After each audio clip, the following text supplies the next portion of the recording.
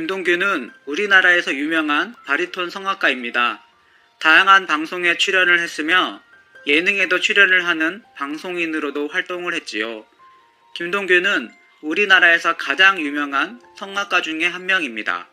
비록 자신의 위치는 정상으로 올라섰지만 이런 모습과는 달리 전부인과 이혼하게 되면서 가정생활의 모습은 정반대였었다고 하는데 과연 그의 인생 이야기는 어떨지 한번 들어보도록 하자. 1991년 데뷔한 이래 바리톤으로 국내에서 또 세계에서 큰 사랑을 받은 김동규다.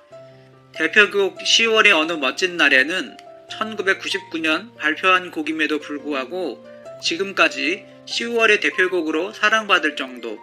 어떻게 보면 복이 많은 사람이라며 웃는 김동규는 명성과 달리 겸손을 표현했다.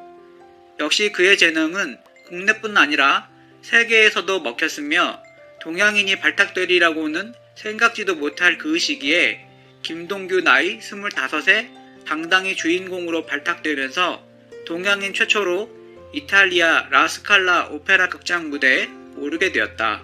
참고로 라스칼라 극장은 유럽의 3대 오페라 극장으로 손꼽히는 곳이다. 그러나 기쁜 시간만 있던 건 아니다. 히트곡인 10월의 어느 멋진 날에를 발표한 1999년 7년여의 결혼 생활을 청산하고 이혼하는 아픔을 겪은 것. 이혼 후 노래 제작에 들어갔다는 김동규는 지난 결혼 생활에 대해 잘잘못을 따지기엔 너무 힘들었다고 회상했다. 특히 그는 오페라만 했다. 1년에 11달을 나가 살았다. 집에 들어가서 속옷을 빨고 연주복 빨고 다시 챙겨 떠나는 게 일이었다고 밝혔다. 이어 세계적인 성악가가 되겠다는 내 꿈이 현실로 다가왔고 이뤘다. 그런데 행복하지 않더라. 그 상황이 그렇게 행복하지 않았다고 털어놨다. 김동규는 유럽에서 알아주는 바리톤 성악가가 되었지만 이것이 김동규의 인생과 결혼 생활에 부정적인 영향을 미쳤습니다. 그 당시 저는 굉장히 교만하고 제멋대로였어요. 독불장군식으로 되어갔어요. 김동규 전 아내는 연세대 황영금 교수의 딸이었는데요. 김동규보다 1살 연상으로 아내 역시 성악가 출신이었습니다. 두 사람은 결혼 후 이탈리아로 같이 유학을 떠났고 두 사람 사이에 아들 한 명을 낳았습니다.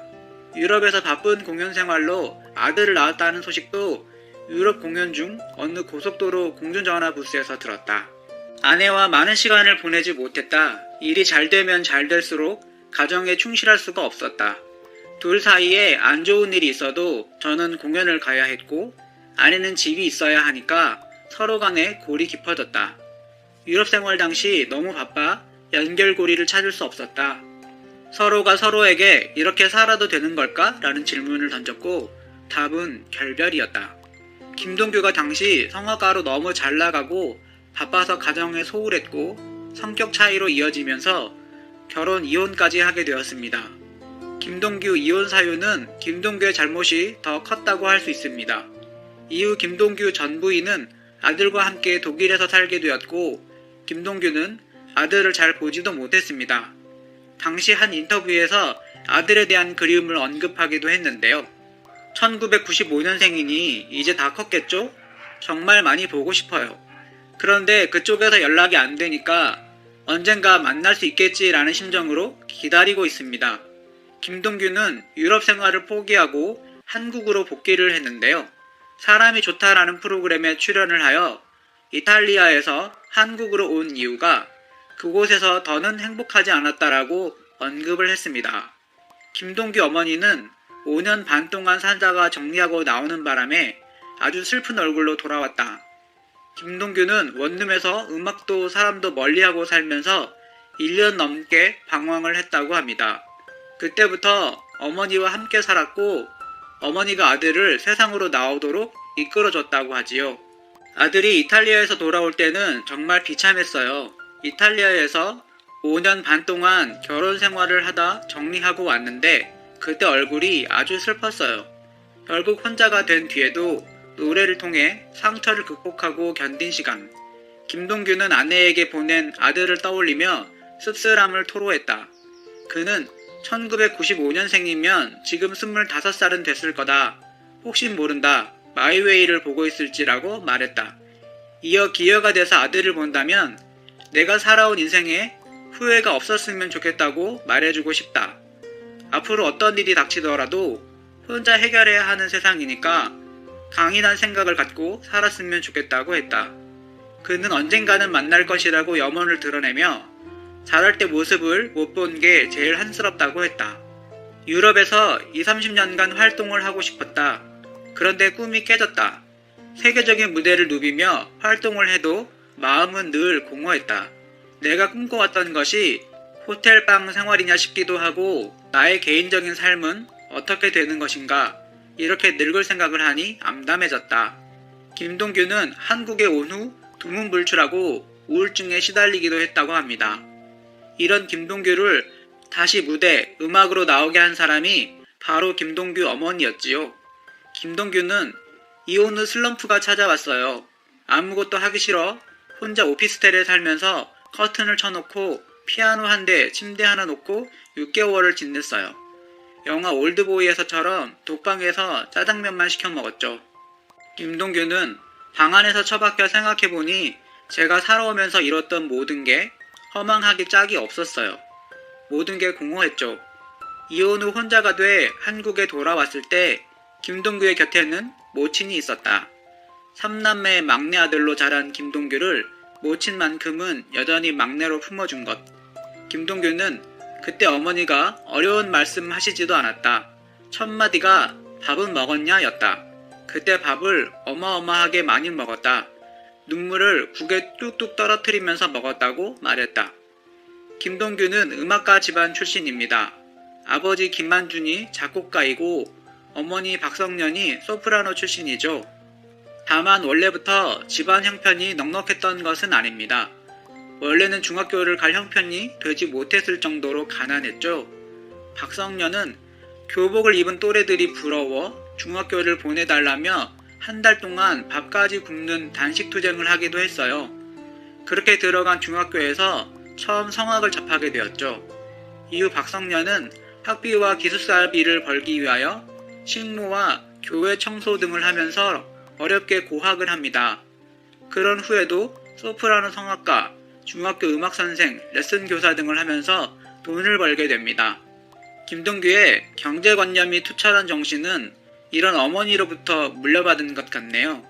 하지만 김동규 어머니는 아들에게 강제로 성악을 시키지는 않습니다. 그저 음악적인 환경에 아들을 놓아둔 채 기다릴 뿐이었죠. 김동규는 이혼 후 어머니와 10여 년을 같이 살게 되고 방송 활동도 하면서 자신의 인생을 다시 되돌아보게 됩니다. 그리고 결혼 생활의 소중함, 그리고 가정 생활에 대한 자신의 바램을 언급하기도 했습니다.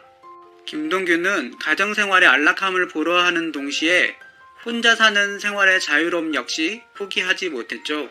아무래도 하나를 얻으려면 무언가를 포기해야 하는 것이 생기기 때문에 여기서 오는 갈등이 아직까지 재혼을 하지 못한 이유가 아닐까 생각됩니다. 김동규는 당연히 혼자 살면 외롭죠. 제가 바쁘게 사는 것도 사실은 그것 때문이에요. 하지만 전 지금 이 순간이 가장 행복해요.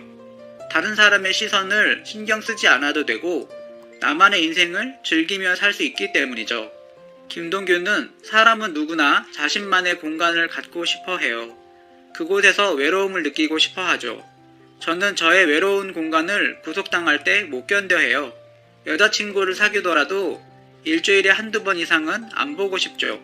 가까운 사이일수록 자기만의 공간이 필요하거든요. 김동규는 불타는 청춘에 출연을 하여 불청 여자 멤버들과 썸을 이어가기도 하고 새로운 김동규의 모습을 보여주기도 했습니다. 불청을 통하여 대중들에게 더욱 친근하게 다가갔고 김동규 그대로의 모습을 보여주었습니다. 가정의 안락함과 독신의 생활의 자유분방함은 영원히 공존할 수 없는 문제가 아닐까 합니다. 가정생활이란 본인의 희생이 있어야 성립되고 김동규 역시 첫 번째 결혼 생활에서 이를 절실하게 깨달았습니다. 김동규가 기꺼이 희생할 수 있을 때 비로소 재혼할 수 있을 것 같네요. 아직 김동규의 남은 인생이 더 많이 남은 만큼 김동규가 원하는 삶, 안전적인 삶을 만들어가길 응원합니다. 그리고 김동규가 앞으로 우리나라 성악의 발전에 기여해 주었으면 좋겠네요. 김동규는 여전히 다양한 음악을 즐기고 공연하며 성악가로 대중 앞에 서고 있다. 특히 그는 국내 최초로 클래식 음악회에 해설을 더하고 후배 및 제자 성악가들과 재즈 등의 월드뮤직을 함께 하는 등 자신의 음악 세계를 확장하고 있었다. 그는 클래식 음악도 즐길 수 있다는 걸 보여주기 위해 장르의 다양한 변화를 시도하고 있다. 클래식 공연에 재즈를 등장시키는 것도 그 이유라며 제가 하고 싶은 음악은 다 했다. 결론을 내리면 그것만 갖고 만족이 안 된다. 변화무쌍한 음악에 살면서 옛날에 내가 배운 음악만 갖고 그 레파토리를 반복할 수도 있지만 제 자신이 만족이 안 되는 것이 있다. 변화 가능하면 해야 한다고 말했다.